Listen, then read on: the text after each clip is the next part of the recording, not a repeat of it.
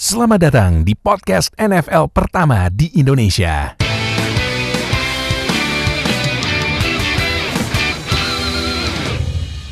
Balik lagi sama gue Fadil, host kalian di Zero Knowledge Podcast. Nah, seperti gue udah bilang dari kemarin, walaupun kita off season tapi kita tidak libur kontennya. Karena kemarin udah nonton American Football 101 sama Top List. Nah, sekarang kita juga ada podcast. Podcastnya gimana? Tetap nggak libur. Nah, ini podcastnya kita juga full team lagi. Ada Fadil Ohio sama Nuha sama Oka. Jadi buat podcast kali ini ya kan sesuai permintaan kalian kan. Kalian maunya Top List. Oke. Maunya edukasi, kemarin gue udah bikin American Football 101. Nanti gue juga bakal bikin lagi yang baru. Tungguin aja. Nah, ya udah kalau gitu buat podcast sekarang gue akan membuat mau menanya ini top list berdasarkan versi podcaster. Nah, buat yang pertama pastinya posisi yang paling disorot sama media dan penonton dan netizen dan bla bla bla dan lain-lainnya di NFL ya, yaitu QB. Nah, QB top 5 nih, top 5 QB. Jadi gue, Fadil Ohio dan Oka akan membuat list top 5, terus membuat kasih pendapat. Kalau misalnya mau didebatin boleh banget.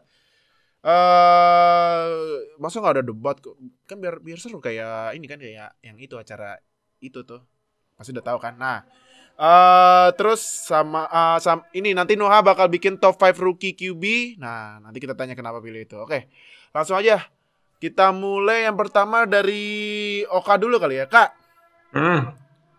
Top 5 QB musim 2020 versi lu apa tuh? Untuk nomor 5, gue akan pilih Russell Wilson dari Seattle Seahawks. Russell Wilson? Iya, Russell Wilson. Kenapa Russell Wilson?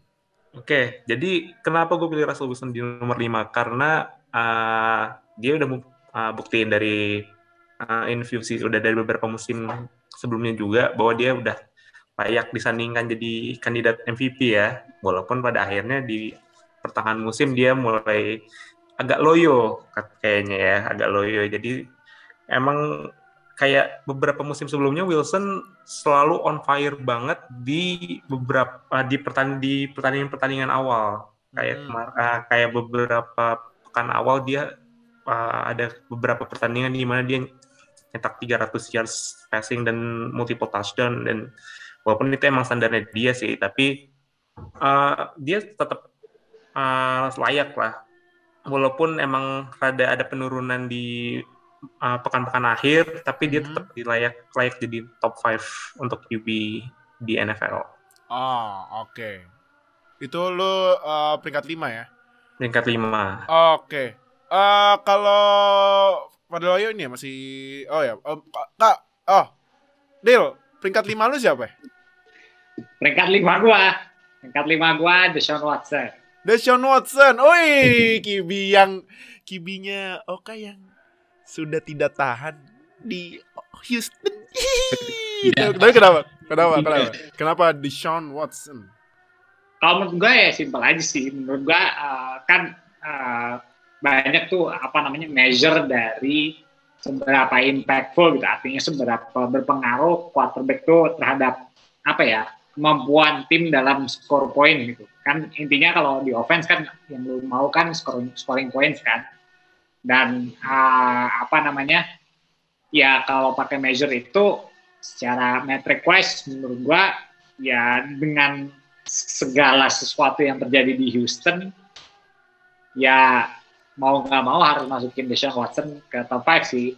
Meskipun secara metrik kasar ya, kalau cuma dihitung lewat seberapa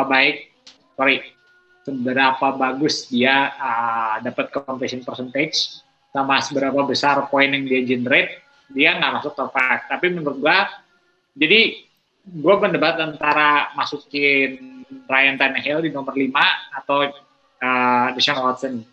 Cuma gue memberikan vote gue ke Deshaun Watson karena segala sesuatu yang terjadi di Houston gitu. Si Tannehill ini produsnya satu tingkat di atas Watson menurut gue. Tapi dia itu nggak, offense-nya tuh nggak dibebankan ke dia gitu. Dia cuma simply execute what was given to him gitu. Jadi menurut gue yang layak masuk top 5 Deshaun Watson. Deshaun Watson, oke. Kalau gue peringkat 5-nya yang juara kemarin Tom Brady. Karena gini, lu bayangin aja Pak, umur udah segitu, dia masuk tim yang benar-benar beda kan, berarti kan dia harus adjustment. Ya walaupun dia punya weapon yang menurut gua sangat upgrade dibanding pas dia di Patriots, tapi ya lu ibaratnya nge-lead orang-orang yang pastinya banyak yang mengagumi lu, cuman kan ya pasti seiring waktu kan tiba-tiba kok ini beda atau gimana gitu kan. Nah, dengan statsnya dia aja di musim kemarin musim 2020-nya 4.633 passing yards, 40 touchdown, 12 interception, 102,2 udah kayak ini ya, FM radio ya. Rating gila loh. Umur segitu terus juara loh. Duh, gila sih. Makanya gue taruh Tom Brady di peringkat 5. Walaupun ya ada beberapa, ya pas regular season ya dia di sweep sama Saints ya, habis itu kan dia revenge di postseason, apalagi dia postseason mainnya kan di playoff mainnya away, nggak ada di home. Nah, jadi gue naro Brady di peringkat 5. Walaupun secara nggak langsung sebenarnya Super Bowl itu dia main home kan. Iya. Iya. Nah, kecuali di away. Berarti NFL emang scripted ya? Jangan-jangan. Di setting untuk 7 rings Tom Brady ya? Iya, di setting jangan-jangan. Nah, peringkat 4 Kak, siapa Kak? Peringkat 4 gue akan pilih Josh Allen untuk nomor 4 gue. Karena di NBA ada award most improved player kan. Kalau misalkan NFL punya award most improved player, pasti akan dikasih ke Josh Allen. Kenapa? Karena dia berubah dari 2019, dia masih quarterback dengan kecenderungan bikin turnover, lalu juga secara akurasi dia masih bermasalah. 2020 dia jadi salah satu kandidat MVP, lalu juga salah satu QB terbaik juga di NFL, dan kembangannya juga benar-benar pesat banget soalnya. Dengan passer rating dia naik, udah career high, terus passing yards juga ya tertinggi di karir dia sekarang, terus juga touchdown interception ratio-nya juga meningkat jauh. Jadi nggak salah lah, karena memang mungkin dari kulturnya Buffalo Bills sendiri emang bagus banget, terutama dari coaching staff. Itu gue apresiasi banget tuh, terutama dengan Brian Daboll yang jadi kayak quarterback whisperer-nya buat Josh Allen, dan juga mengembangkan dia jadi quarterback kayak sekarang, dan ditambah juga dia dilengkapin sama weapon-weapon yang bagus. So nggak salah lah dia jadi nomor 4 kalau menurut gue. Tapi ya apa mungkin karena ada ini ya, karena ada Stephon Diggs jadinya berubah banget Josh Allen? Kalau menurut gue sih satu weapon nggak akan benar-benar berpengaruh terhadap performa QB banget sih, karena kalau kayak gitu harusnya Kyler Murray bisa naik jauh tuh, karena ada weaponnya elite juga kan. Cuman ya untuk Josh Allen sendiri, dia kan sempat bermasalah ya dengan akurasi, dia juga banyak turnover, lalu juga ya agak gimana ya, masih masih mentah. Cuman di tahun ketiga dia dapat kayak coaching yang lebih bagus, terus habis itu kayak dia benerin mekaniknya dia, lalu juga mungkin juga ada pengaruh juga dengan coaching ya, lebih ke coaching daripada weapon. Jadi perkembangannya jauh lebih pesat dibandingkan tahun lalu. Oke. Nah, Dil, lu siapa Dil peringkat 4? Gua nomor 4 Brady. Brady. Okay. Sama kayak lu, alasannya menurut gua dia udah tua, masih produce. Gua lumayan, sebenarnya kalau secara angka menurut gua deket ya antara Brady sama dua berikutnya. Cuma buat taruh paling bawah Brady di antara nomor 2, 3, dan 4. Karena gue rasa environment-nya Brady paling mendukung.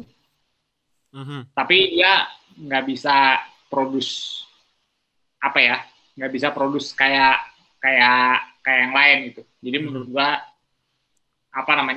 itu knock buat dia, meskipun ya kita tahu lah ya dia juara lah, terus dia udah tua, masih bisa produce, tapi menurut gua ideal banget gitu situasinya. Minus coaching ya, menurut gua offense-nya Bucks menurut gua rada-rada lah konstruksinya dan segala macam. Tapi talent yang ada di sekitar dia menurut gua kalau quarterback lain ditaruh di posisi dia bisa produce lebih dari itu. Jadi gua naruh Brady nomor 4.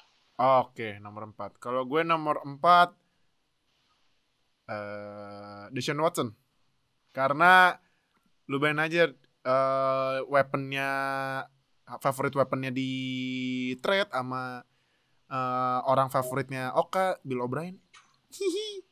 Nah, abis itu ya dia ibaratnya kemarin Watson itu dia rely on ya paling juga banter-banter maksimal. Kayak misalnya contohnya misalnya Cooks atau siapa ya paling bukan primary receiver, walaupun ada receiver nomor 1 tapi juga standar second receiver. Cuman dia gila loh, dia tuh mainnya ya malum ya namanya juga NFL kan kalau misalnya pemainnya bagus tapi timnya jelek nggak disorot gitu.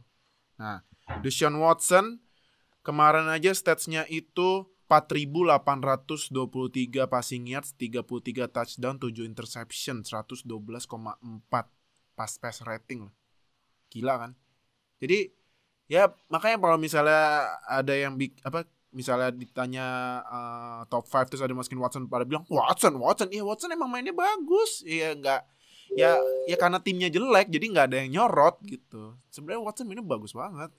Tanpa Hopkins pun dengan OL-nya yang ya lu tau ya Oka udah tau lah ya gimana perasaannya ngeliat OL-nya rusak, itu. Coy, Nah kan rusak kan. Nah, rusak tuh OL-nya Texans. Mainnya masih bisa gitu loh. Dan sekarang Watson-nya udah gak tahan di Houston. Hihi. Jadi kemana nih Houston? Nah, kita tunggu aja breaking news-nya. Hihi. Jadi itu gue peringkat 4. Kak, peringkat 3 siapa? Peringkat 3 balik lagi gue ke QB favorit gue dong, Deshaun Watson. Peringkat 3. Karena gue singkat aja karena lu udah pada jelasin juga dari Fadil Ohio sama Fadil Steeler juga. Kapan ada quarterback di mana dia punya andil di lebih hampir 80% dari yards-nya dari timnya dia. Nomor 2 di QB rate, nomor 1 di passing yards, nomor 3 di percentage juga, dan dia QB dengan yang kena sack paling banyak kedua di musim ini. Abis Carson Wentz kan?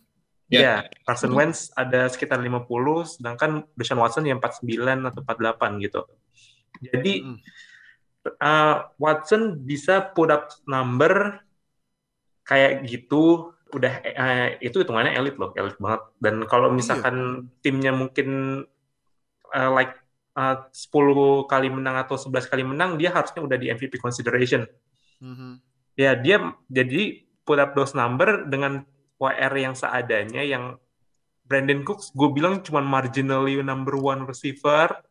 Will Fuller itu pure number 2. Gue selalu ingat dia adalah number 2 behind Hopkins. Offensive line yang gue bilang nggak seburuk musim lalu, tapi masih tetap bottom 10. Masih tetap bottom 10. Ya masih, iya. Dan defense-nya, lu harus tahu seberapa kecewanya gue dengan defense Texans musim ini, man. Cunningham juga tackle banyak karena ya runningnya dan bus ya dia banyak run stop, sama juga dia kebobolan receiver terus dia udah bawa jatuh udah. Jadi ya dengan adanya itu, tapi Watson masih bisa compete loh, masih di beberapa pertandingan Texans masih secara game masih termasuk dekat lah untuk poin, walaupun tadi gue sempat noted tentang Fadil Ohio bilang kalau matriksnya Watson emang nggak cocok untuk jadi top 5. Mungkin karena beberapa banyak play-nya dia yang mungkin dijadiin consideration itu yang dia main ketika dia ketinggalan.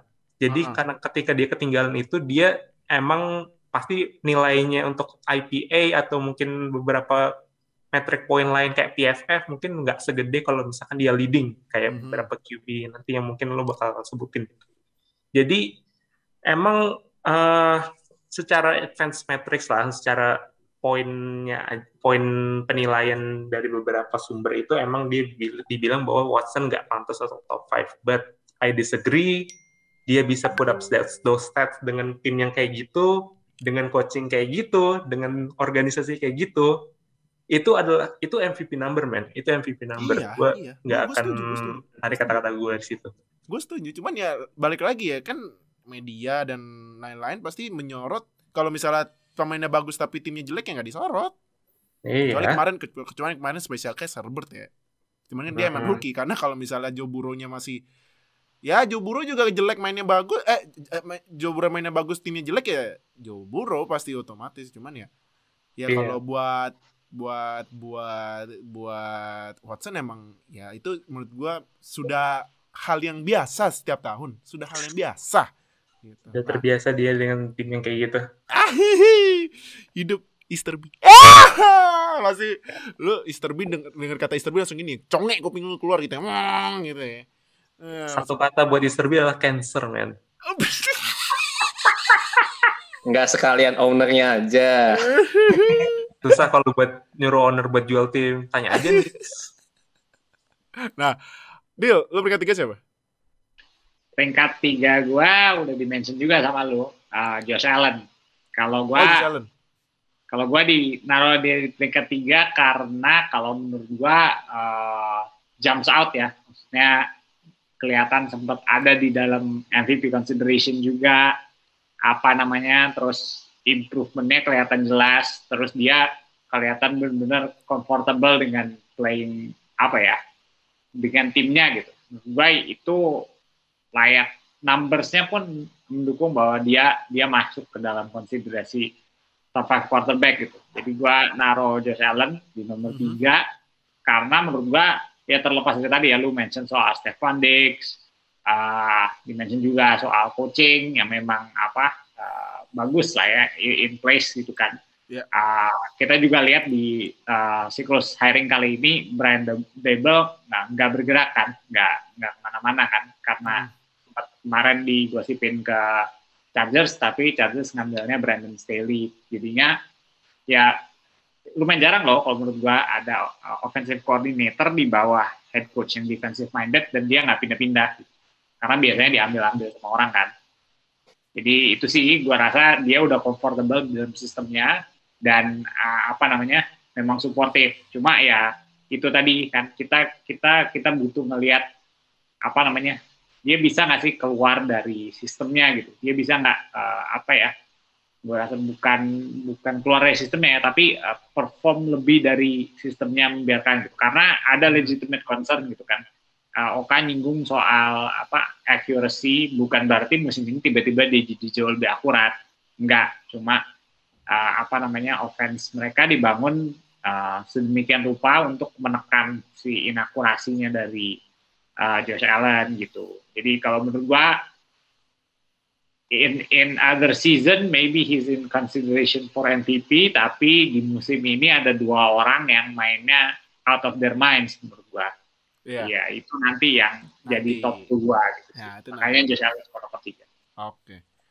Gue juga sama kayak gue naruh Josh Allen nomor 3 karena gue udah perhatiin Josh Allen dari rookie season sampai sekarang memang musim ini tuh dia leadership-nya udah dapat banget.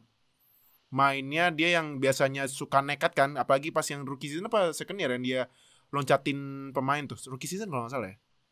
Itu kan banyak banget tuh. Season kalau salah ya. Dia kan dulu mainnya sloppy banget, tapi sekarang udah rapi banget menurut gua.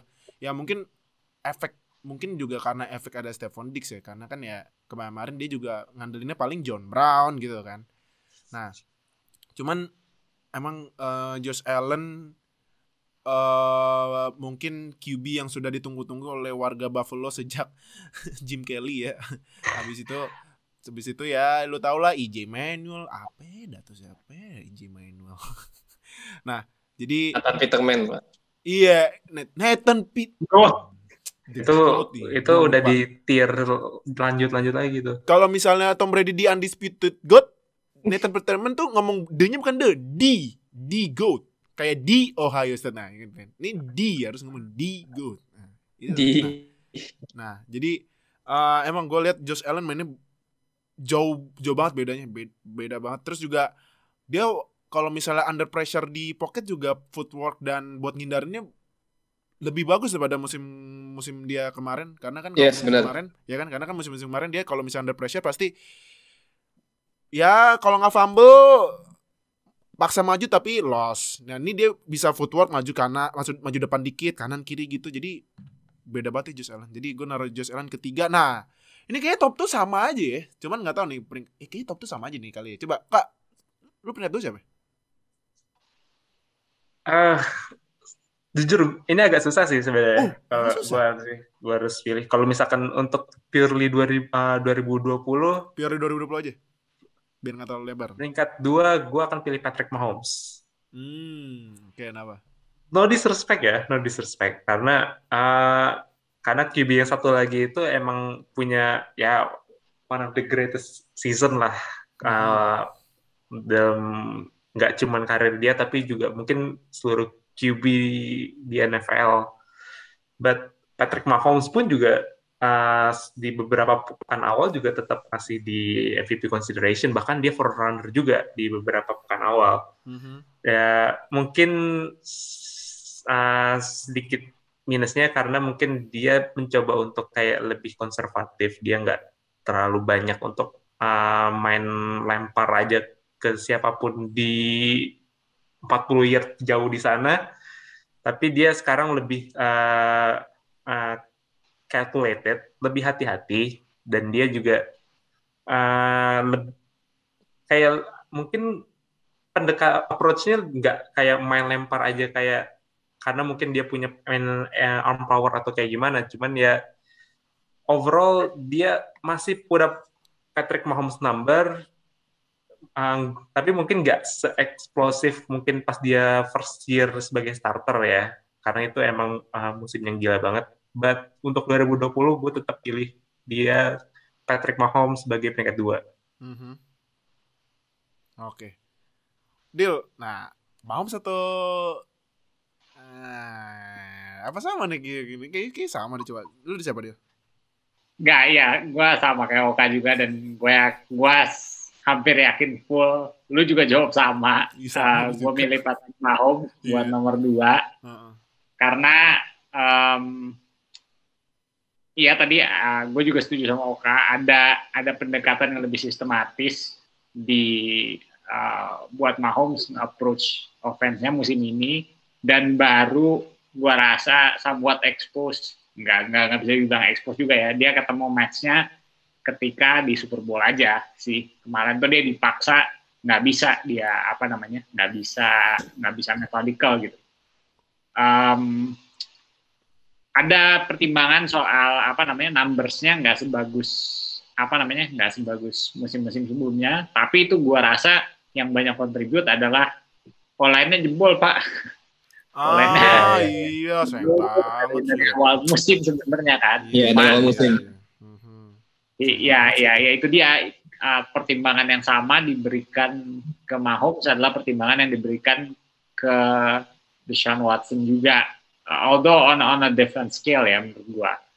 Karena dari awal musim O-line-nya udah 1 nggak ada, 2 nggak ada, kalau nggak salah 2 atau 3 udah nggak ada dari awal musim. 3 nggak salah. Terus rotasi panjang musim.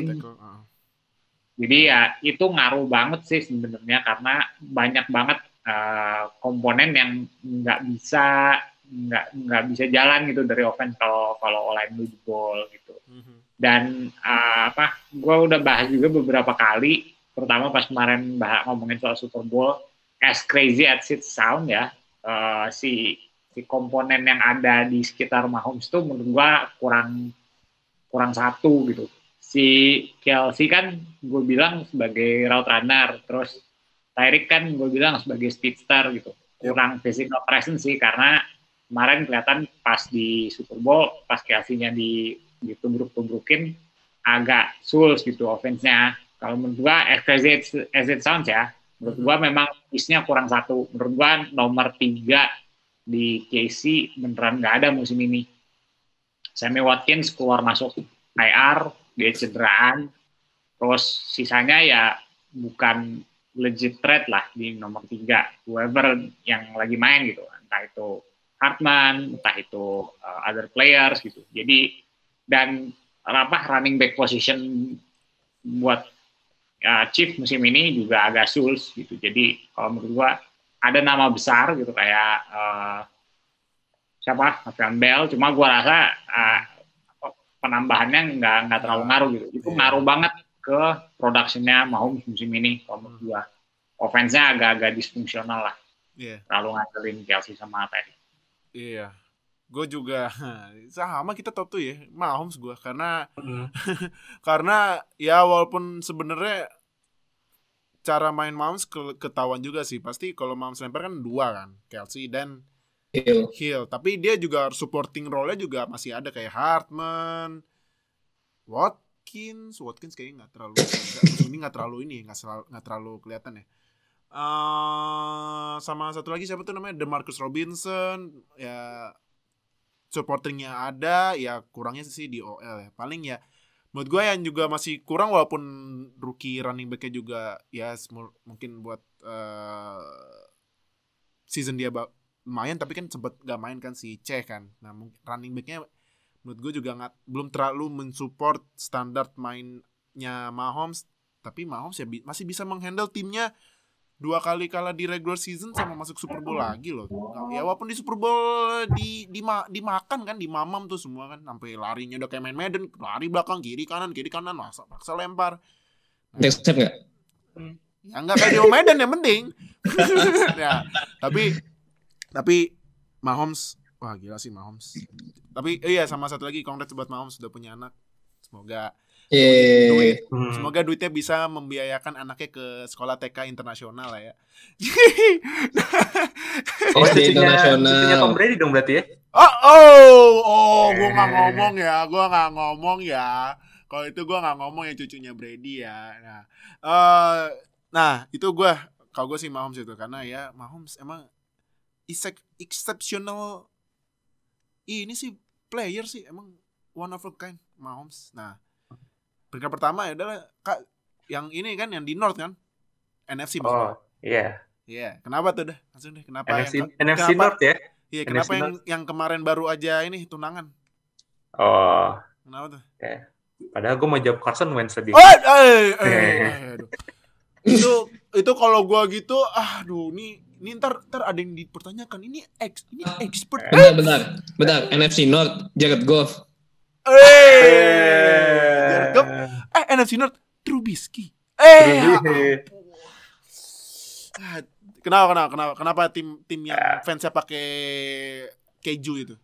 Ya jelas lah, karena dari stats aja juga udah nunjukin kalau dia cocok emang jadi MVP.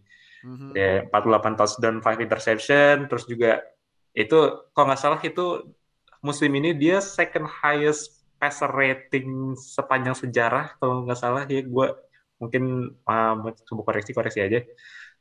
Setelah musim 2011 itu yang juga passer ratingnya yang pegang dia juga tuh rekornya. Jadi emang dia jagonya passer rating lah gitu kalau untuk stat hits. Ya, all things aside, dia berhasil lebih kayak gak takut-takut lagi dibandingkan musim lalu, karena musim lalu emang ada pertanyaan bahwa apakah Rodgers is done ya, apakah dia udah jadi udah tua dan pensiun gitu. Tapi musim ini dia buktiin kalau misalkan dia masih cocok jadi the best QB in the league ya, the best QB in the league. Cuman nggak ada sih. Emang juga didukung sama environment-nya dia di offense, di mana dia punya Devante Adams, terus running back-nya ada Aaron Jones sama Jamal Williams, juga arguably the best online in the NFL. Mungkin ada yang bilang kalau itu Browns atau mungkin siapa lagi ya, Buccaneers. Tapi untuk passing block itu memang paling bagus, gue akuin adalah Packers karena punya Elgton Jenkins, David Bakhtiari, dan juga gue lupa senternya siapa, Corey Linsley itu juga membantu banget untuk Rodgers. Dan juga receiver-nya mungkin satu yang kurang dari Packers ini emang nomor duanya yang mungkin mereka suka ganti-ganti antara Lazard sama MVS. Ya, but dengan limitation kayak gitu pun, dengan Packers draft QB di first round pun tetap dia bisa put up those numbers. That's impressive, man. Itu keren banget. Itu trigger aja itu, biar Rodgers biar main MVP season aja, trigger aja itu. Oh, oke, bisa. Iya, tumbal. Tumbal proyek, kalau kata orang-orang mata kuliah mah tumbal proyek. Kalau di meme-nya jadi meme-nya Jordan ya, yang I took it personally ya. Iya, abis di draft langsung I took it personally, ganti mukanya Rodgers tuh. Langsung MVP gitu. Nah, Deal, kenapa Rodgers dah? Gue tahu jawabannya, pasti sama. Kenapa Rodgers? Ya, simple ya kan gue senang pakai EPA kan buat ngelihat seberapa impactful permainan seorang quarterback terhadap kemampuan tim nge-score gitu. Dan kemarin tuh ada chart grafik gitu yang dipost sama Ben Baldwin di Twitter yang menilai jadi komposit antara EPA kan, EPA itu kayak kemampuan scoring secara keseluruhan kan. Nah, tapi dia nge-combine both passing EPA sama rushing EPA karena kan quarterback bisa lari juga kan. Ya, itu sama digabungin sama completion percentage over expectation gitu. Karena ada pemain-pemain yang EPA-nya tuh kebantu sama yard after catch gitu. Jadi passingnya pendek-pendek, cuma ya weaponnya brutal gitu kan. Nah, itu untuk menghindari komponen itu, terus ditambahin lah si CPOE itu jadi kayak kalau passingnya deket-deket ya sebenarnya lu expect to complete those pass gitu. Jadi angkanya jadi nggak bagus kalau misalnya ngandelin dia. Dan dari dua metrik itu Rodgers ngelawan men jauh banget, hampir berapa ya? Hampir 2 poin per pertandingan gitu. Jadi bedanya antara Mahomes dan Rodgers itu hampir 2 poin per pertandingan. Jadi kalau lu ganti, jadi kasarnya kalau metrik itu mengukur, kalau lu ganti Mahomes dengan Rodgers, itu offense-nya Chief akan score 2 more points per pertandingan. Iya, hitungan kasarnya. Sama Rodgers gitu. Gila. Jadi Rodgers is worth 3 more points each game gitu. Dan itu menurut gua absurd sih. Menurut gua itu absurd banget. Gila. Jadi ya itu, menurut gue itu memang MVP season, bener kayak kata Oka juga, itu one of a kind season gitu, nggak cuma MVP season biasa gitu. Iya. Jadi ya harus nomor 1. Iya benar, sama ya gue juga pertama Rodgers karena ya dari awal nih gue sebenarnya emang agak-agak ini ya skeptis sama Rodgers awal-awal pas di draft gak ngedraft WR sedikit pun. Atau ngedraftnya QB. Itu gue udah bingung kok gila. Kita aja pas yang dulu nobar virtual di Zoom pakai nonton virtual Zoom nonton draft aja pas ngambil Jordan Love kan pada shock semua kan tuh, apalagi fans Packers kan. Kalau nggak salah ada fans Packers yang sempet nge-rage juga kan masalah ya. Nah, tapi habis itu mainnya wah gila sih. Bener-bener mungkin ya kalau menurut gue pertama memang OL-nya musim ini upgrade enggak. Ya sebenarnya sih personelnya masih sama, cuman ini ya kali kualitasnya upgrade ya. Apalagi kan ada 3 yang masuk first team All Pro kalau nggak salah ya. Bakhtiari, Corey Linsley sama satu lagi gue lupa. Nah, Elgton Jenkins dari guard-nya. Ini left guard ya? Gue lupa left guard atau right guard, tapi ya salah satu guard-nya mereka lah. Nah itu, jadi memang kualitasnya bagus. Dan juga yang gua salut itu saat Davante Adams out, masih ada aja cara Rodgers buat menang. Karena kan musim kemarin juga breakout seasonnya si Robert Tonyan kan tuh tight end-nya. Yes. Ya kan. Jadi ya Rodgers punya cara lain, dan juga running back-nya kayak Aaron Jones yang ya walaupun sempat cedera juga, tapi juga bisa jadi catching running back. Jadi wah mantap sih emang Rodgers mainnya. Dia ibaratnya di pocket juga enak banget, lempar juga akurat. Ya walaupun ada beberapa game yang sloppy kayak yang pas lawan Buccaneers dulu di regular season, cuman ya sisanya ya memang ini musimnya Rodgers gitu. Nah, jadi tuh kalau top 5 QB versi kita bertiga ya. Nah, kan kalau Nuha pasti kalian tahu itu rookie analyst. Nah, sekarang kita tanya yang top 5 QB rookie versi Nuha. Ini ya termasuk semuanya, yang cedera juga enggak apa-apa. Karena kan pasti tahu yang cedera siapa kan. Ya. Kelima siapa, Nu? Kalau yang kelima jujur gue agak sulit untuk menemukan siapa sih harus mengisi posisi 5. Oh. Karena Kenapa? rookie quarterback yang main pun juga sebenarnya nggak banyak. Nggak banyak ya, iya sih. Nggak banyak, dan kalaupun kalau versi gue di luar top 4 itu ya sisanya sih ya dan tanda kutip autan. Jadi ya sebenarnya kalau mau ngasih top yang nomor 5 gue agak bingung. Tapi kalau nomor 4 gue pilih Jalen Hurts. Top 4 deh. Oke. Karena juga ya yang rookie QB yang main juga dikit banget ya. Nah. Iya, makanya. Keempat. Kalau nomor 4 gue pilih Jalen Hurts. Jalen Hurts? Iya. Kenapa? Yang bikin Carson Wentz pindah. Ya, aduh emang. Wentz nggak kayak Rodgers ya. Rodgers tim yang ngedraft QB MVP season. Ini Carson Wentz tim yang ngedraft QB Wentz. Nah, kenapa Jalen Hurts? Karena kalau mau secara fair ya memang Jalen Hurts ya fourth best rookie quarterback sekarang yang main ya. Dan technically secara ini fun fact sih, rookie quarterback musim 2020 itu nggak ada yang main full satu season, nggak ada. Iya, benar. Ini sebuah fakta yang memang benar adanya. Nah. Karena Jalen Hurts juga dimainin baru week 12 ya, setelah Carson Wentz ancur-ancuran mainnya. Itu udah berapa kali kena sack pas segala macam, akhirnya Jalen Hurts dimainin.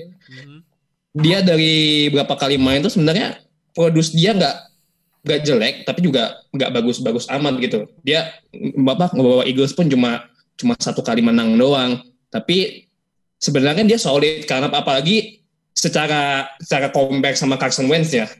Kalau sekarang Jalen Hurts tuh lebih komplit skill setnya. Dia tuh kan mobile lah. Dia scrambler juga, bisa lari. Itu ability yang nggak dipunyai sama Carson Wentz.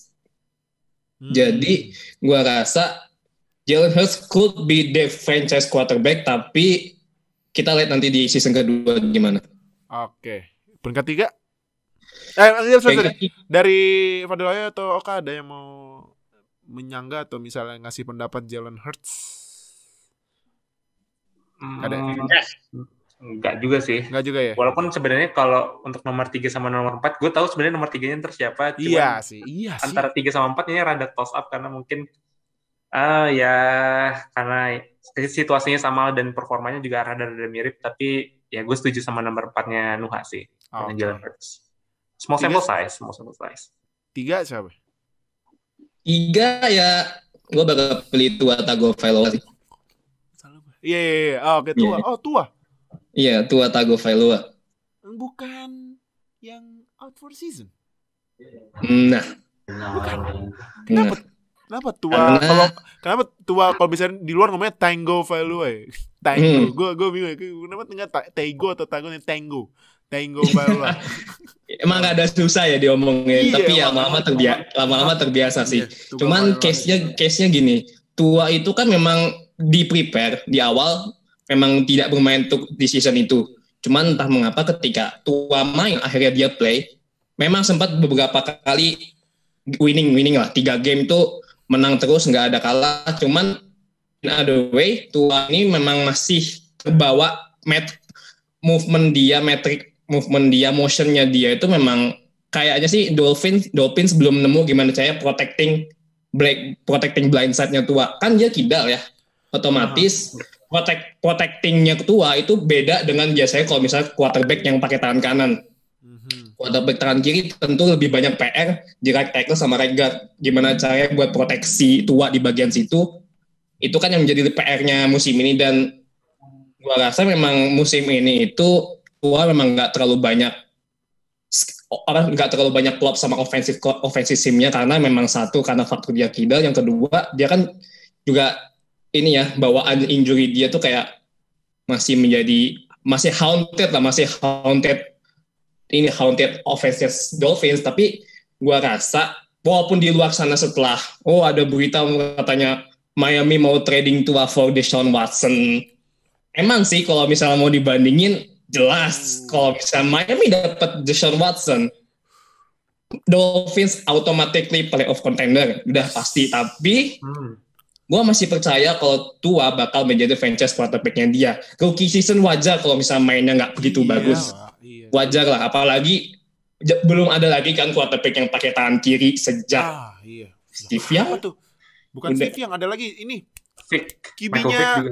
Michael Vick. Kan itu kan namanya protecting left hand quarterback, itu kan memang butuh treatment lebih ya. Jadi gue rasa di draft musim ini mereka bakal ya improving the weapon, sama ya gue rasa sih Tua bisa lebih bagus lagi di musim depan. Iya sih, karena yang gue heran sama netizen ya, udah tahu ini QB rookie, tapi ekspektasi harus masuk playoff, harus masuk Super Bowl lah. Ya kalau kayak gitu yang ya nggak, ya susah misalnya nge-replicate kayak zaman Big Ben rookie season yang 15 winning streak sampai masuk AFC Championship, sulit. Dolphins pun hampir masuk playoff loh, hampir. Iya, makanya musim ini 10-6. Jadi ya kalau menurut gue emang ekspektasinya jangan terlalu, ya adaptasi lah ya gitu ya. Diadaptasi gitu. Jangan misalnya QB mana maunya kayak Tom Brady, Mahomes, ya jangan, beda Pak. Beda kondisi gitu. Nah, peringkat 2 siapa? Kalau peringkat 2 gue ya sih udah jelas ya bakal milih siapa, number 1 pick overall, Joe Burrow. Despite he's out for season, tapi presence dia di Bengals itu udah keren banget sih. Leadership dia oke. Bayangin, baru rookie quarterback, baru rookie musim pertama udah ada band C di jersey-nya dia, udah ada jadi kapten. Itu kurang, maksudnya Bengals tuh udah ini loh, this is your team. Dah, you jadi quarterback lah, jadi quarterback kita sampai bertahun-tahun ke depan. Walaupun sebenarnya statistik dia sih juga, kalau dia ini agak ini ya, mungkin a little fake aja. Kalau dia misalnya nggak cedera, itu dia hampir mencahin passing yard record for rookie, hampir. Tapi karena dia cedera, jadinya ya putus, cuma sekitar 2.800-ish something. Tapi ya sebenarnya intangible-nya Burrow itu tuh udah bagus banget di Bengals.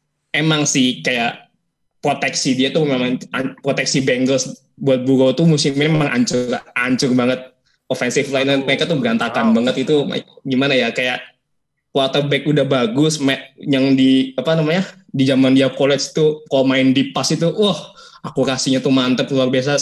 Somehow di NFL di musim dia ini nggak, apalagi di passnya tuh nggak terlalu banyak jalan, karena memang block pass blocking itu memang untuk di pass memang butuh waktu ya, butuh waktu buat blocking. Nah, karena offensive line Bengals itu jelek, jadi kita tidak melihat banyak di pass yang Burrow lakukan seperti waktu dia di LSU.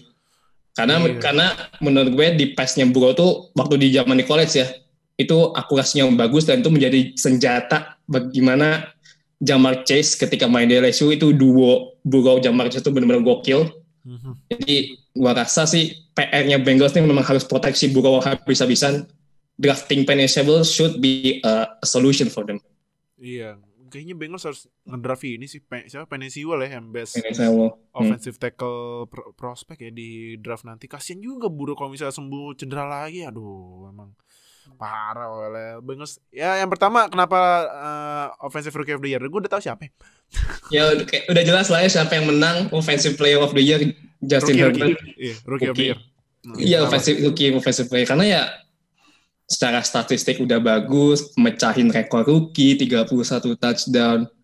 Cuman dia memang case-nya agak unik sih. Karena kan di college itu banyak yang kritik dia kalau vision-nya dia tuh jelek, reading defense-nya berantakan. Tapi ketika dia udah masuk NFL tuh sebenarnya juga ada lucu sih dengan malpraktek gitu ya. Iya, gara-gara yang itu yang Taylor bocor ya, paru-parunya enggak buset tuh. Malpraktek yang bikin dia terpaksa main, tapi ya namanya juga rookie sih, cuman weaponnya dia juga mendukung itu, ada Keenan Allen, ada Hunter Henry juga. Jadi dengan dia statistik seperti itu, gue nggak terlalu mau banyak pakai metrik yang ribet-ribet, sederhana aja ya. Justin Herbert kalau misalnya yang udah pada nonton, dia tuh improve banget dari zaman dari college, reading defense coverage-nya udah bagus. Deep pass-nya bagus, akurasinya bagus. Emang gua rasa Chargers udah nemu their franchise quarterback for many years to come. Jadi tahun depan sebenarnya bakal lebih menarik duel quarterback antara Burrow sama Herbert sih. Itu jauh lebih menarik buat musim depan. Oke, berarti itu top 5 rookie-nya Noah. Nah, gimana kalian? Apakah kalian setuju sama top 5 QB versi kita bertiga sama top 5 QB rookie versi Noah? Langsung aja tulis di komen, siapa tahu nanti tiba-tiba ada yang nulis misal siapa gitu yang mungkin yang snap, mungkin contohnya siapa ya? Snap. Siapa yang snap ya? Top 5 ya, top 5 QB. Yang mungkin yang kita nggak sebutkan namanya snap gitu. Siapa tadi ada Tannehill sama Tannehill. Nah, siapa tahu ada Tannehill. Nah, silakan aja tulis versi kalian di komen video YouTube ini, bebas terserah. Tulis aja. Nanti kita reply, kita lihat kok. Nah, jadi udah Lamar Jackson. Nah, iya siapa tahu ada pecinta. Itu untuk top list yang selanjutnya. Nah, iya running back ya.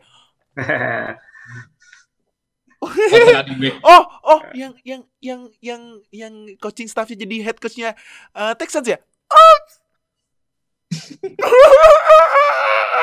Mau Bieniemy tapi kok namanya out of nowhere. Dari Ravens. Maksudnya mau ngeros tapi kena ros juga ya deh. Atau nggak siapa tahu ada yang nulis Mayfield gitu. Tapi siapa tahu gitu. Big Ben atau Goff gitu kali ya. Apa? Gue aja yang fans Browns nggak ngomong gitu. Yuk, siapa tahu ya kan netizen kan versinya beda-beda. Kita lihat aja ntar versi netizen di komen top 5-nya ya. Jadi udah kalau gitu itu podcastnya buat hari ini. Thank you buat Radil Hayo, Oka sama Nuha udah join. Nah next week kita nanti di minggu ini kita juga bakal bikin ini ya QB prospek ya buat di draft. Nah nanti bareng Nuha sama satu lagi dari Lambeau Hijau, si Julian katanya mau join. Nah nanti kita lihat gimana nih prospek QB. Trevor kan ya udah pasti lah ya. Ini kalau Jaguars ngambil Trevor tuh aduh gue gini aja deh bego. Nah ya manas-manasin lu itu deal apa? Mau manas-manasin lu anjir. Kurang ajar. Nah, ini mentang-mentang berhasil ngalahin Steelers nih, nyolot nih orang. Nah, nanti kita lihat gimana prospeknya Trevor Lawrence, Zach Wilson, Justin Fields, Trey Lance, Mike Wilson. Oh ya itu jersey Justin Fields. Nah, itu si Fadil Hayo. Nah, ntar Nuha dan Julian akan analisis di minggu ini. Jadi udah kalau gitu.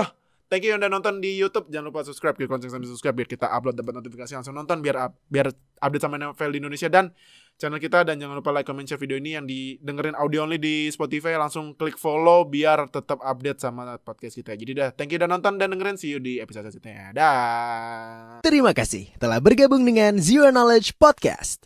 Follow kami di Instagram dan Twitter @NFLFansIndo atau bergabung dengan kami di Line Square dengan keyword NFL Fans Indonesia. Sampai jumpa di podcast berikutnya.